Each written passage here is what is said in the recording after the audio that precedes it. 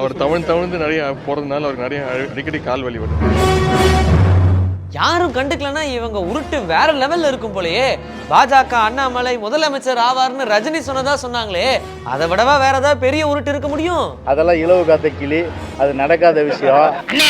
நீங்க பெரிய ஆளுங்க, உனக்கு தெரியுது, நம்ம ஊர் ஜனங்களுக்கு தெரியலையே. பிரதமர் மோடி மதச்சார்பின்மை உறுதிமொழியை 3 முறை எடுத்துக்கொண்டுள்ளார். எனவே அவர் எந்த சமய பணியிலும் ஈடுபட நேரடி உரிமை இல்லை. என்னது, ஜோதிர்மட சங்கராச்சாரியார் காங்கிரஸ்காரரா? 22ஆம் தேதி ராமர் கோயில் கும்பாபிஷேகம் நடக்கிறதே அரசியல் தான்.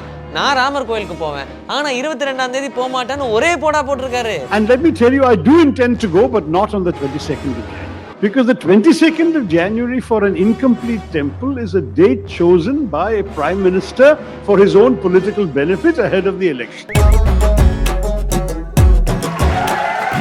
அதாகப்பட்டது மகாஜனங்களே, இந்த மகாபலிபுரம் எவ்வளவு அழகா இருக்கு பாத்தியா? கல்லிலே கலை வண்ணம் கண்டான். ஏங்க, கோயில் கட்டுறது கலையா இல்ல ஆன்மீகமா? சபாஷ், சரியான கேள்வி.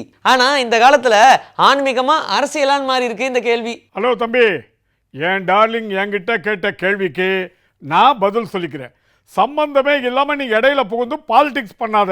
அட என்ன சார் நீங்க, கலையா ஆன்மீகமானு கேட்டா ஆன்மீகம் கலந்த கலைன்னு சொல்ல போறீங்க. அப்ப அரசியலா ஆன்மீகமானு கேட்டா ஆன்மீகம் கலந்த அரசியல்னு சொல்லிட்டு போக வேண்டியதானே? அப்படியெல்லாம் சொல்லிட்டு போக முடியாது. ஆன்மீகத்துக்கு உள்ள கலையை கலக்கலாம், அது காலம் கடந்து நிற்கும். ஆனா ஆன்மீகத்துக்குள்ள அரசியலை கலக்க முடியாது. சரியா சொன்னீங்க சார். ஆனா இப்ப கலக்கிக்கிட்டு இருக்காங்களே, அவங்களுக்கு என்ன சொல்ல போறீங்க? ஏங்க, இவர் என்ன சொல்றாரு? யாரு ஆன்மீகத்து கூட அரசியல கலக்கிறது? எல்லாம் இந்த பாஜக பாக்குற வேலைதான். ஓட்டு அரசியலுக்காக ஒட்டுமொத்த இந்தியாவையும் துண்டாடுற வேலையை பார்க்குது. வர 2024 தேர்தலுக்காக பாஜக எடுத்திருக்கிற ஆயுதம் தான் இந்த ராமர் கோவில். நீங்க ராமர் கோயில பத்தி சொல்றீங்களா? நான் கூட பேப்பர்ல படிச்சேங்க. ராமர் கோயில முழுசா கட்டாமலே அவசரமா கும்பாபிஷேகம் பண்றாங்களாமே. அதுக்கு சில சிவாச்சாரியர்கள் எதிர்ப்பு தெரிவிக்கிறதாவும் கூட பார்த்தேன். அட, கரெக்டா ஃபார்முக்கு வரீங்களே. இதுல லேட்டஸ்ட் பரபரப்பு ஒன்று இருக்கு. ஜோதிர் மடத்தின் சங்கராச்சாரியார் அவிமுக்தேஸ்வராநாத் சரஸ்வதி அவர்கள் பிபிசிக்கு ஒரு பேட்டி கொடுத்திருக்காங்க. அதுல அவர் புட்டு வச்சதெல்லாம் இப்ப பரபரப்பா பேசப்பட்டுக்கிட்டு இருக்கு. அப்படியா? ஏங்க, இவர் சொல்ற பிபிசி பேட்டியை நீங்க பாத்தீங்களா? பார்த்தேன்டி செல்லக்குட்டி. அவர் கொடுத்த பேட்டியில பிரதமர் மோடி மதச்சார்பின்மை உறுதிமொழியை 3 முறை எடுத்துக்கொண்டுள்ளார். எனவே அவர் எந்த சமய பணியிலும் ஈடுபட நேரடி உரிமை இல்லை. அவர் திருமணமானவர் என்றால் மனைவியுடன் அமர வேண்டும். திருமணமான எந்த ஒரு நபரும் தனது மனைவியை ஒதுக்கி வைத்துவிட்டு எந்த ஒரு சமய பணியிலும் ஈடுபட உரிமை இல்லை. கோபுரம் மற்றும் கொடிமரம் இல்லாமல் சிலை பிரதிஷ்டை செய்யப்பட்டால் அந்த சிலை பார்ப்பதற்கு ராமரின் சிலையாகத்தான் தோன்றும். ஆனால் அதில் அசுரன்தான் இருக்கும். அசுர சக்தி அதில் வந்து குடியேறிவிடும் அப்படின்னு எல்லாம் அவர் சொல்லியிருக்காரு. பிரதமர் மோடி மதச்சார்பின்மை உறுதிமொழிய 3 முறை எடுத்துட்டு இருக்காரா? அதையும் இந்த பேட்டியில சங்கராச்சாரியார் விளக்கமா சொல்லியிருக்காரு. முதல் தடவை பாஜகவில் உறுப்பினர் ஆனதுக்காக அரசியல் சாசன பிரமாணம் எடுத்தாரு. 2வது முறையா பாஜகவில் எம்பி ஆகும்போது அரசியல் சாசன பிரமாணம் எடுத்தாரு. 3வது முறையா பிரதமர் ஆனதுக்கு அப்புறம் மதச்சார்பின்மை பிரமாணம் எடுத்தாரு. எனவே எந்த மத பணியிலையும் அவர் ஈடுபடுறதுக்கு நேரடியா உரிமை இல்லைன்னு சொல்லியிருக்காரு. எம்பி பிரதமர்னா ஓகே, அது என்ன பாஜகவுல சேர்ந்தா கூடவா மதச்சார்பின்மை உறுதிமொழி எடுத்துக்கணும்? ஆமாண்டி செல்லம், பாஜக மத சார்பற்ற கட்சின்னு தேர்தல் ஆணையத்துல பிரமாண பத்திரம் கொடுத்திருக்கு. நம்பவே முடியலங்க. பாஜக மதச்சார்பு இல்லாத கட்சியா? ஆனா நடவடிக்கை அப்படி இல்லையே. இந்துத்துவா தான் பாஜகவோட கொள்கை அப்படின்னு சொல்லப்படுதே. ஏங்க, எல்லாத்தையுமே வெளிப்படையா சொல்லிட்டு செய்வாங்க. இந்த பசுத்தோல் போத்திய புலி, நீலசாயம் பூசிய நரி கதையெல்லாம் கேட்டது இல்லையா நீங்க? தேர்தல் ஆணையத்துக்கிட்ட அப்படிதான் சொல்லுவாங்க. ஆனா தேர்தல் ஆதாயத்துக்காக என்ன வேணாலும் செய்வாங்க. தம்பி, நீ பார்க்கறதுக்கு பச்சை புள்ள மாதிரி இருந்தாலும் பச்சைக்குன்னு பாயிண்ட்ல ஒட்டிக்கிறியே. ஜோதிர் மடத்தின் சங்கராச்சாரியார் இதை பத்தி தொடர்ந்து பேசுறப்போ அனைவரின் பிரதிநிதியாக இருந்து கொண்டு இந்த நிகழ்ச்சியில் பங்கேற்பது பற்றி அவர் பேசினால் நாட்டின் எல்லா மதத்தினரின் நிகழ்ச்சிகளிலும் பங்கேற்று அங்கு பிரதிநிதித்துவப்படுத்தப்படும் போது மட்டுமே இது நடக்க முடியும். ஒரே ஒரு மதத்துடன் அவர் இதை செய்யக்கூடாது. எல்லா மதங்களிலும் செய்ய வேண்டும் அல்லது எந்த மதத்திலும் செய்யக்கூடாது அப்படின்னு அவர் சொல்லியிருக்காரு. இப்படி எல்லாம் இவர் பேசுறதுனால இவர் காங்கிரஸ் கட்சிக்காரரா இருப்பாரோ அப்படின்னு கூட விமர்சனம் பண்ணியிருக்காங்க போல. என்னது, ஜோதிர்மட சங்கராச்சாரியார் காங்கிரஸ்காரரா? அட, பாஜக அரசாங்கத்தோட தவறுகளை சுட்டி காட்டினா அவங்களால வேற என்ன சொல்ல முடியும்? இதுக்கு ஜோதிர்மட சங்கராச்சாரியாரே இப்படித்தான் சொல்லியிருக்காரு. அவர்கள் வேறு என்னதான் சொல்ல முடியும்? கோவில் என்பது தெய்வத்தின் உடல் என்று எல்லா சாஸ்திரங்களும் தெளிவாக கூறுகின்றன. முழுமையடையாத கோவிலில் பிரதிஷ்டை செய்ய முடியாது. இதற்கு அவர்களிடம் பதில் இல்லை.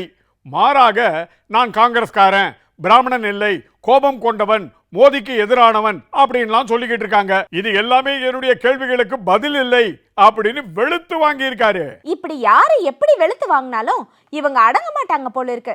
தமிழர்களோட வீர விளையாட்டான ஜல்லிக்கட்டை வச்சும் பாஜகவோட பாலிடிக்ஸ பதிவு பண்ணிருக்காங்க மத்திய நிதி அமைச்சர் நிர்மலா சீதாராமன். ஜல்லிக்கட்டுலயும் பாஜகவோட பாலிடிக்ஸா? என்னங்க சொல்றீங்க? ஆமாங்க. டிஎஸ் கிருஷ்ணன் அப்படிங்கிற ஒரு நெட்டிசன் ஜல்லிக்கட்டு என்கிற சனாதன திருநாள் அப்படின்ற தலைப்புல ஒரு பதிவு போட்டிருந்தாரு. அந்த பதிவை தன்னுடைய எக்ஸ் பக்கத்துல பகிர்ந்த மத்திய நிதி அமைச்சர் நிர்மலா சீதாராமன் அவர்கள் போட்ட பதிவு தான் இப்ப சர்ச்சையாகி இருக்கு. ஆமாண்டி செல்லம், நானும் பார்த்தேன். சங்ககால தமிழ் இலக்கியமான கலித்தொகையில ஏறு தழுவுதலில் பங்கேற்கும் காளைகள் சிவன், முருகன், பலராமன், கிருஷ்ணன் ஆகிய தெய்வங்களுடன் ஒப்பிடப்பட்டுள்ளன. அந்த கால மக்களின் வாழ்க்கையை இன்று வேறு விதமாக காட்டுவது தீய உள்நோக்கம் மற்றும் பிரிவினைவாத நோக்கம் கொண்டது அப்படின்னு அவங்க பதிவு பண்ணியிருக்காங்க. தமிழர்களுடைய பாரம்பரியத்தையும் வீர விளையாட்டையும் நிர்மலா சீதாராமன் தான் வந்து சொல்லி தரணுமா? கலித்தொகையை படிச்ச யாருமே தமிழ்நாட்டுல இல்லையா?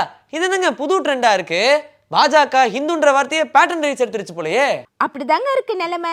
மத்திய அமைச்சர் நிர்மலா சீதாராமன் கருத்துக்கு மதுரை நாடாளுமன்ற உறுப்பினர் சு வெங்கடேசன் பதிலடி கொடுத்திருக்காரு. ஏறு தழுவல் என்னும் ஜல்லிக்கட்டின் வரலாற்றை மாற்ற நினைக்கிறது ஒரு கூட்டம். தீய உள்நோக்கம் கொண்ட பிரிவினைவாதம் என நிர்மலா சீதாராமன் கூறுகிறார். உலகம் அதிர உறக்கச் சொல்வோம். கீழடி அகழாய்வு தொடங்கி அலங்காநல்லூர் வாடிவாசல் வரை தமிழும் திமிழும் எனது பேரடையாளம் அப்படின்னு பதிவிட்டிருக்காரு. யாரும் கண்டுக்கலன்னா இவங்க உருட்டு வேற லெவல்ல இருக்கும் போலயே. பாஜக அண்ணாமலை முதலமைச்சர் ஆவார்னு ரஜினி சொன்னதா சொன்னாங்களே, அதை விடவா வேற ஏதாவது பெரிய உருட்டு இருக்க முடியும்? என்னங்க சொல்றீங்க? ரஜினிகாந்த் இப்படி சொன்னாரா? எப்ப சொன்னாரு? இதை இப்ப யார் சொல்றது? துக்ளக் பத்திரிகை விழாவில் ஆடிட்டர் குருமூர்த்தி தான் இந்த மேட்டரை சொல்லியிருக்காரு. அது உருட்டோ இல்ல உண்மையோ, ரஜினிகாந்த் சொன்னா மட்டும் அண்ணாமலை முதலமைச்சர் ஆயிடுவாரா?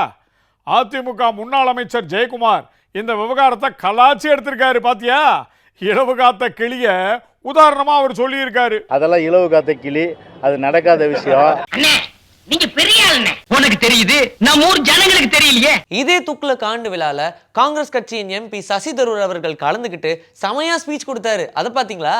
பார்க்காம இருப்பனா? மத்திய பாஜக அரசின் இந்துஸ்தான் அரசியல் கவலை அளிக்கிறது. இந்த ஆதிக்க கலாச்சாரம் ஏற்கனவே பல தென்னிந்திய அரசியல்வாதிகள் இடையே பிரச்சனையை எழுப்பியுள்ளது. இந்துத்வா என்ற பெயரில் பாஜக அரசு பிரிவினைவாதத்தை ஏற்படுத்தி வருகிறது. இவற்றின் விளைவுகள் நாட்டின் ஒற்றுமையை அச்சுறுத்துவதால் இது மிகவும் தீவிரமான பிரச்சனை அப்படின்னு அவர் வெளுத்து வாங்கியிருக்காரு. And I do worry about the Hindutva, Hindustan politics of this government, because this culture of Aryavrat domination that infects the attitudes of some has already raised disquiet amongst many southern politicians. Ramar கோயில் மேட்டரையும் தொட்டு பேசியிருக்காரு.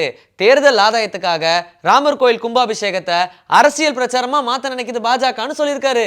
22ஆம் தேதி ராமர் கோயில் கும்பாபிஷேகம் நடக்கிறதே அரசியல் தான். நான் ராமர் கோயிலுக்கு போவேன், ஆனா 22ஆம் தேதி போக மாட்டேன்னு ஒரே போடா போட்டிருக்காரு. And let me tell you, I do intend to go, but not on the 22nd of January. Because the 22nd of January for an incomplete temple is a date chosen by a prime minister for his own political benefit ahead of the election. Ramar கோயிலுக்கு எடப்பாடி பழனிசாமி அவர்கள் கால்வலி காரணமா போக முடியலன்னு சொன்னதை பத்தி கேட்டதுக்கு அமைச்சர் உதயநிதி ஸ்டாலின் செம்மையா கலாய்ச்சி ஒரு பதில் சொல்லியிருக்காரு. பாத்தீங்களா? ஆமாங்க, தவழ்ந்து போனதுனால கால்வலி வந்திருக்கும்னு செம்மையா கலாய்ச்சிருக்காரு. அவர் தவழ்ந்து நிறைய போறதுனால அவருக்கு நிறைய அடிக்கடி கால் வலி வருது. பாஜகவும் அதிமுகவும் கலாய்க்கிற ரேஞ்சில தான் இருக்கு. கலாய்க்கிறதோட மட்டும் நம்ம நிறுத்திக்க கூடாது. பாஜகவோட அரசியல் பசியும் நம்ம புரிஞ்சுக்கணும். கரெக்டா சொன்ன தம்பி. பாஜகவின் அதிகார பசி அப்படிங்கிற வார்த்தையை திமுக பயன்படுத்தி ஒரு கடிதத்தை எழுதியிருக்கு. திமுக கடிதம் எழுதியிருக்கா? யாருக்குங்க? அதிகார வரம்பற்ற விசாரணை நடத்தும் உயர்நிலை குழு அதிகார பசி கொண்ட மத்திய பாஜக அரசுக்கு துணை போகாமல் தனது விசாரணையை நிறுத்திக் கொள்ள வேண்டும் அப்படின்னு ஒரே நாடு ஒரே தேர்தல் முறைக்கு எதிர்ப்பு தெரிவித்து உயர்நிலை குழுவுக்கு திமுக கடிதம் எழுதியிருக்கு. கரெக்டு தாங்க. பாஜகவுடைய அதிகார பசி ஆளுநர் ரவி ரூபத்துல கூட நமக்கு தெரியுது. பொறுப்பான பதவியில் இருக்கிற அவரு திருவள்ளுவரை பத்தி பேசினது கூட இப்ப சர்ச்சையாகிட்டு இருக்கு. அவரு சர்ச்சை பேச்சுக்களை பேசுவதை தவிர தமிழ்நாட்டு மக்களுக்கு எதையும் உருப்படியா பண்ணல. தமிழ்நாடு என்கிற பேரை தமிழகம்னு அவர் இஷ்டத்துக்கு குறிப்பிட்டு சர்ச்சையை ஏற்படுத்தினாரு. தொடர்ந்து எல்லா விஷயத்திலையும் மூக்க நுழைச்சு கண்டனத்துக்கு ஆளானாரு. உச்ச நீதிமன்றம் கூட ஆளுநருக்கும் முதலமைச்சருக்கும் இடையில நடக்கிற யுத்தத்தை பத்தி கொட்ட வைக்கிற மாதிரி கருத்து தெரிவிச்சிருக்கு. இன்னும் அடங்கலையா அவரு? இப்ப என்ன திருவள்ளுவர் பத்தி சர்ச்சை உண்டாக்கி இருக்காரு? ராமேஸ்வரம் சுற்றுலா மாளிகையில திருவள்ளுவர் தினத்தை முன்னிட்டு காவி உடை அணிந்த திருவள்ளுவர் படத்தை திறந்து வச்சிருக்காரு ஆளுநர். அது மட்டும் இல்லாம தன்னுடைய ட்விட்டர் பக்கத்துல சனாதனத்தை பத்தியும் பதிவிட்டிருக்காரு. இதற்கு தமிழகத்துடைய அமைச்சர் ரகுபதி அவர்கள் கடும் கண்டனம் தெரிவிச்சிருக்காரு. ஆமா தம்பி, பதவி பிரமாணம் எடுத்துக்கிட்டு வந்த ஆளுநர் அவரோட வேலைகளை செய்யாம கையில கிடைக்கிற அனைத்துக்கும் காவி சாயம் பூசிக்கொண்டிருக்கும் ஆளுநர் பிறப்போக்கும் எல்லா உயிர்க்கும் என்ற வள்ளுவரின் பக்கம் இன்று திரும்பி இருக்கிறார்.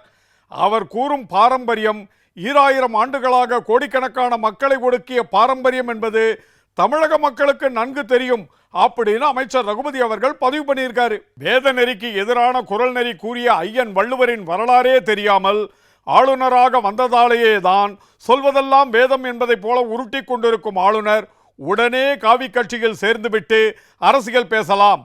அதற்கு கால தாமதமாகும் என்றால் திருவள்ளுவர் பற்றிய அரிச்சுவடி கூட தெரியாமல் பேசுவதை விடுத்து அரசியல் சட்டப்படி நடக்க முயற்சி செய்ய வேண்டும் அப்படின்னு கூட அவர் சொல்லியிருக்காரு. நம்ம முதலமைச்சர் ஸ்டாலின் அவர்கள் சொன்ன மாதிரி இந்தியா கூட்டணி தான் இருண்டு போன நம்ம இந்தியாவை மீட்க போகுது. செல்லக்குட்டி, இந்தியாவை இந்தியா கூட்டணி மீட்டெடுத்துரும்.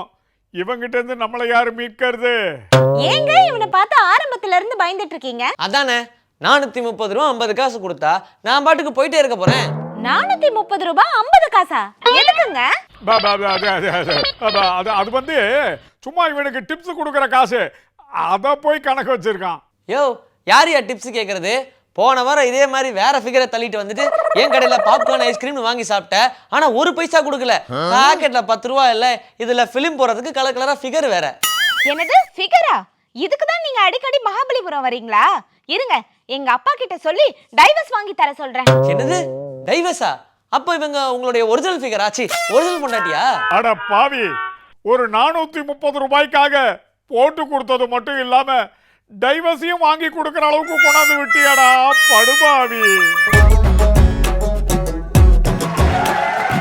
அதாகப்பட்டது மகாஜனங்களே.